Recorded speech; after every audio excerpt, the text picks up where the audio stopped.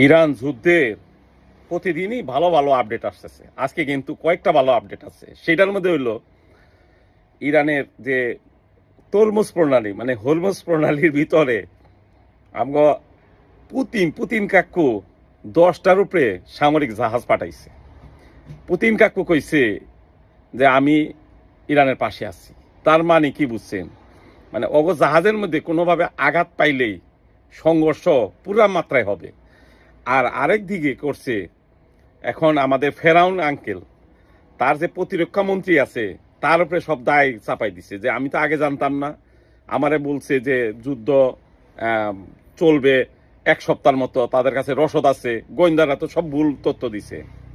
এখন ডাইলে চাইলে ভাই খিচুড়ি পাকাইয়া শেষ পর্যন্ত এই যুদ্ধ থেকে বের হয়ে যাওয়ার জন্য পথ খুঁজতেছে এবং যুদ্ধে যে ইনশাল্লাহ ইরান বিজয়ী হবে তা আপনারাও দেখতেছেন।